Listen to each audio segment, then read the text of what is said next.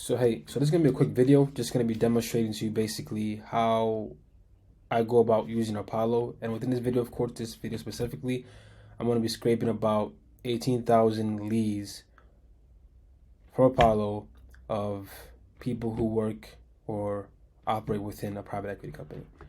It's gonna be very simple. If you watch my previous video, if you don't know how to use Apollo, of course, go watch my previous video. And Apollo is basically that place that I go to go ahead and get data very quick without, going to the directories. And one, of course, what I do is, the account go inside Apollo. And first thing I really do is I go to industry. One of the things that I do, of course, right? I go to industry and I just put in whatever keyword that I know my industry uses.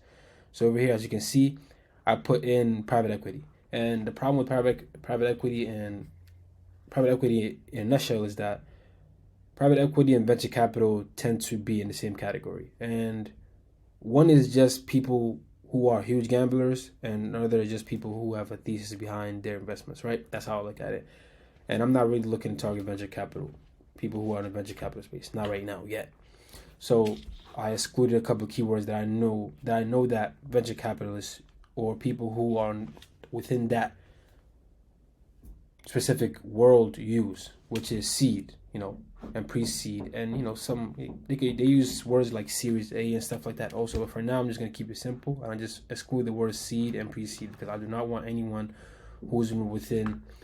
I don't want anyone within this search that's in the venture capital space. I just want private equity companies. Okay, so that's why I just put private equity as in the keywords that I want, and seed and pre-seed to be excluded.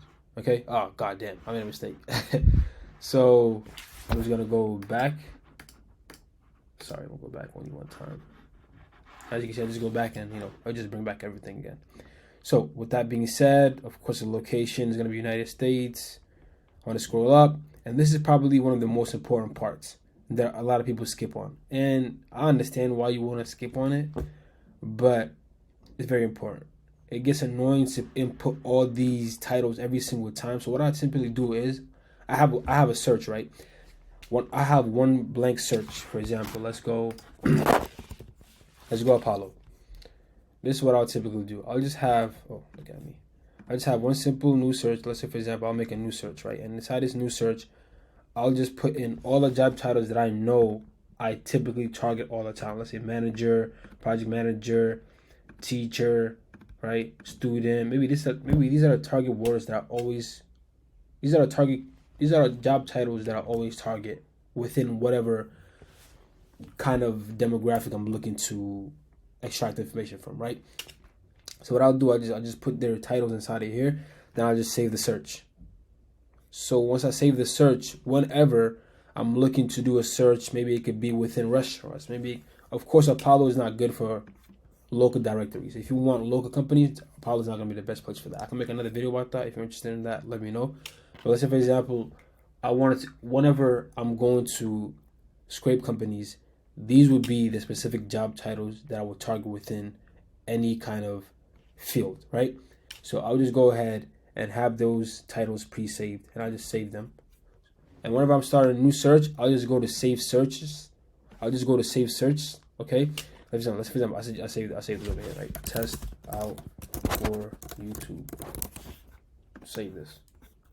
I'll go to save searches, and I could just go to this test out for YouTube. And whenever I click on that, it'll show me these job titles that I already have pre-saved. So that way I don't have to always continue to go back and put them in, because that's really something that I personally don't like a whole lot. And then from there, of course, you just put in whatever industry you want. Let's say, for example, you want to do real estate. For this specific search, we want to do real estate. And then now we find people with these titles within the real estate space. And then if I want to save this search, I can just go ahead and save it, of course, but I don't want to save it. And I could do the same thing for a whole nother industry all over again. And of course, these keywords will still be on its own saved list. So that way it's not going to be interacting with each other. Okay?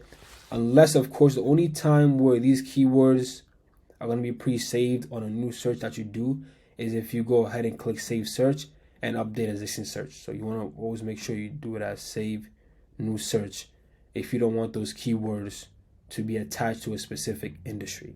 Hopefully that made sense, because I don't feel like I kind of went far with that. But nevertheless, this is how you have those keywords saved and reduce the amount of times you have to go back every single time to input the same keywords over and over, basically. So yeah, I'll just put these in. And once you're done with the search, of course, you go through, like I told you last time, you go through it, of course, you just double check, look at them real quick, check out the people. Okay, this got the CFO. Oh, obviously I want that, let's look at it real quick, And you don't want to just go ahead and put any kind of keywords too. You want to make sure you're targeting people who match whatever you're selling. If you're targeting associates and associates can't make decisions within the company, you're wasting your time. Or if you're selling a software to associates, if you're selling a software that associates need, but then you're marketing to CFOs, then probably waste your time. So okay, I like this list. So what I'm gonna do now at this point is, since I have everything set, okay, and this is a free account, by the way, you don't even need a paid account for this. What I'm gonna go ahead and do is I'm gonna copy that, and I'm gonna go inside app.exportapollo.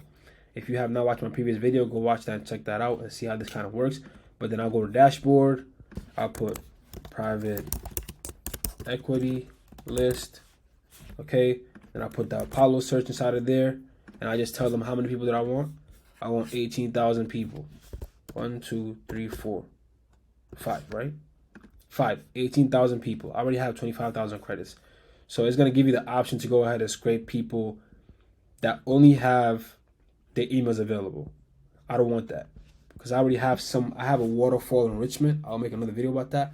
A waterfall enrichment is basically a tool that you use to find emails across different databases. So sometimes one company Apollo might not have the email, but maybe Drop Contact could have it. Maybe Drop Contact doesn't have it. Maybe Find My Email could have it. So a waterfall enrichment basically enables you to use one piece of information and exploit it to multiple data enrichment tools simultaneously and get back the information that you want. This could be an email, this could be a phone number, right? Or whatever you're looking for. Hopefully nothing creepy. So of course, this platform gives you the option to go ahead and scrape people that only have their emails available, which would be, all these people over here have the email. So that basically means if you turn this on, it will not scrape these people's information, which is great if you want to save credits, honestly, but I don't need that, okay? And this platform also gives you the option to go ahead and actually verify the emails, which is very, very crucial if you're doing cold emailing. Verifying emails is important, not only because it increases the chance of you landing in inboxes, but also decreases the likelihood of you becoming a spam. How do I say this? But it basically decreases the likelihood of you being perceived as a person who just sends out spam emails, okay? I'm not going to turn that on because I already have a verifier. I already actually have Million Verifier, so I'm not going to do this. But company name cleaning, I want that, and I want extra columns. And send the Apollo link to on this scrape, please. Okay, we're going to go ahead and just scrape, okay? We're going to go ahead and click scrape. As you can see how it's going to work. Okay, go to dashboard. If you don't see our email within hours, typically only take about like 5 to 10 minutes actually. We'll go to dashboard. As you can see, my credits went down. And then I'll wait on my email for a couple of minutes and they'll give me the list. I'm going to pause this and wait for that basically to come. And then from there, we can look at the list together. Hopefully this is making sense so far.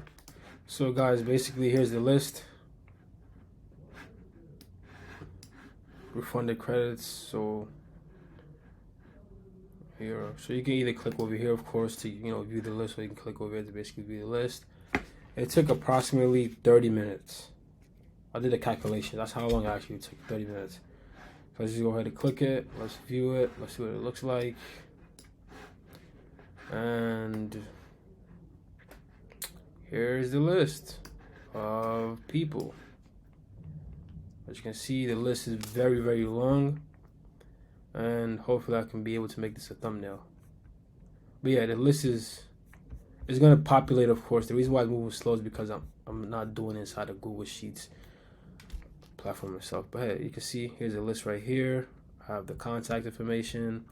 I requested for extra information because I just want the company phone numbers because I want to be cold calling also. So I want the company phone numbers. I will be scraping for the personal phone numbers too. I want to use a separate platform for that because the more phone numbers you have, the better. If you call someone a company, we have gatekeepers, right? So it's probably going to be hard to get through that. I'm going to have the company phone numbers. Then I'm going to also go ahead and have their personal phone numbers. Some of them you won't be able to get the personal phone numbers. Since you can't get that, then you have the company phone number. But if you can get that, then the more the merrier, basically. So in a nutshell, this is pretty much it. Just script the list, and yeah. Hopefully you like this video. If you got to this point, thank yourself, I guess. Bye.